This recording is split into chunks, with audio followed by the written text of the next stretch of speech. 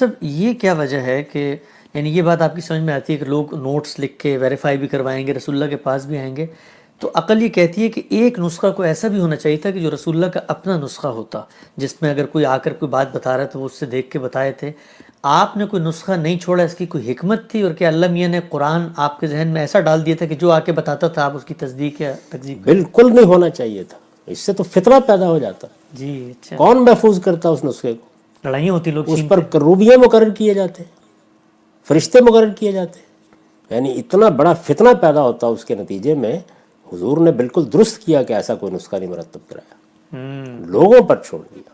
اور اس اعتماد کے ساتھ وہ منتقل ہوا ہے کہ یہ مسلمان امت اس کی حفاظت کرے گی.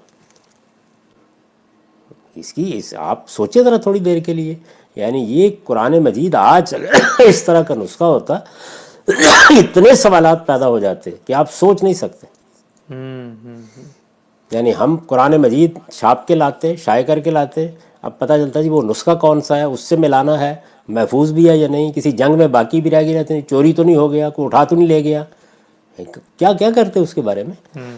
قرآن مجید کے لیے جو بندوبست کیا گیا ہے وہ اتنا لافانی بندوبست ہے کہ اس میں ادنا درجے آپ رکھنا تلاش نہیں کر سکتے. ٹھیک. اچھا ہم سب گزشتہ نشست میں جی سوچیں ذرا تھوڑی دیر کے لیے کہ وہ نسخہ رسالت میں آپ صلی اللہ علیہ وسلم ترتیب دے دیتے تو آپ کو آپ کے زمانے میں تو بڑی آسانی نظر آ رہی ہے کہ آپ گئے، آپ نے جا کے دیکھ لیا اس نسخے کو. لوگ حضور سے پوچھتے ہیں، اگر کوئی غلط فہمی ہے تو آپ دور کرتے ہیں، دوسرے صحابہ سے پوچھتے ہیں، اس لیے کہ وہ قرآن مجید اس طریقے سے لوگوں کے سینوں میں جا چکا ہے. فی صدور اہل العلم، لوگوں کے علم والوں کے سینوں میں موجود ہے قرآن مجید. تو وہ محفوظ ترین جگہ ہے جہاں وہ ہے، اس کو کوئی چور چرا نہیں سکتا، کوئی حملہ آور کرنے والا اٹھا نہیں سکتا. مسجد نبوی اگر 10 دن تک بلوائیوں میں قبضے میں بھی رہے تو وہ کہیں غائب نہیں ہو سکتا. سوچیں، تاریخ پڑھیں اور دیکھیں کہ یہ نسخہ مرتب کرنے کا کام کیا جاتا ہوتا کیا. یہی بات ہمارے یہاں مستشرقین کی سمجھ میں نہیں آتی، وہ نسخے تلاش کر رہے ہیں. اچھا اس کے بعد کوئی نسخہ کہیں سے مل جاتا ہے، اس میں کوئی ایک آیت اوپر نیچے ہوتی ہے تو خیال کرتے ہیں کہ اس میں تو اختلافات تھے. بھائی میں آپ کو آج تاج کمپنی کے چھپا ہوا نسخہ دکھاتا ہوں، اس کے اندر بعض جگہوں پہ غلطی رہ گئی ہوئی، اس سے کیا فرق پڑتا ہے؟ اصل میں اس غلطی کی تصحیح بھی یہ مسلمان امت جو ہے اپنے اجماع اور تواتر سے کر رہی ہے، وہ باقی نہیں رہتی. تو نسخے کو آپ غلطیوں سے کیسے محفوظ کرتے، نسخے کو آپ شہادت میں کیسے پیش کرتے، نسخے کی آپ حفاظت کے لیے کیا بندوبست کرتے، یہ بات آج لوگ بیٹھ کے اس طرح بات کر دیتے ہیں. اللہ تعالیٰ نے غیر معمولی اہتمام کیا، وہ اہتمام کیا ہی نہیں کہ جس میں کوئی رکھنا تلاش کیا جا سکے.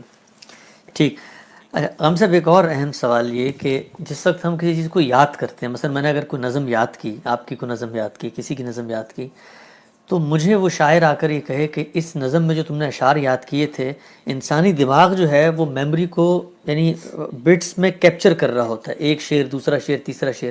وہ مجھے کہے کہ یہ جو آخری کے 2 شعر ہیں یہ پہلے پڑھو اور پہلے کا شعر آخر میں پڑھو، تو سارا جو حفظ کا میرا سٹرکچر ہے وہ بالکل ٹوٹ جائے گا.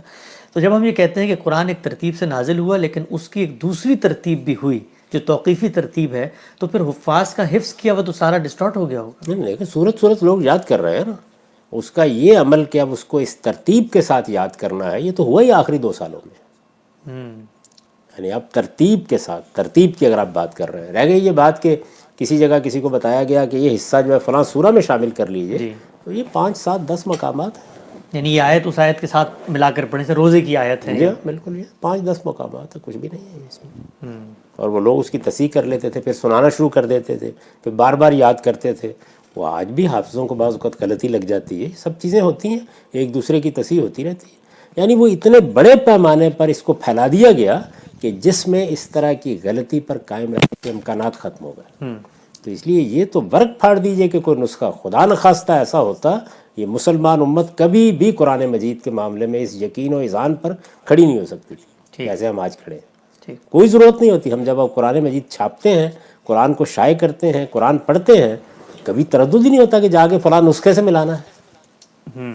اور وہ وہاں پڑا ہوا ہے، استنبول کے کسی عجائب گھر میں پڑا ہوا ہے، یا مدینے میں پڑا ہوا ہے، یا فلاں گھر میں پڑا ہوا ہے. سوچئے ذرا تھوڑی دیر کے لیے کیا ہوتا. نہیں، وہ مسلمانوں کے سینوں میں موجود قرآن ہے، وہ ان کے یہاں پھیلا ہوا شائع و ضائع قرآن ہے، وہ ان کی ہر جگہ کے اوپر لکھا ہوا قرآن ہے، وہی مل کے اس کو بالکل تصحیح کے ساتھ آگے بڑھا دیتا ہے۔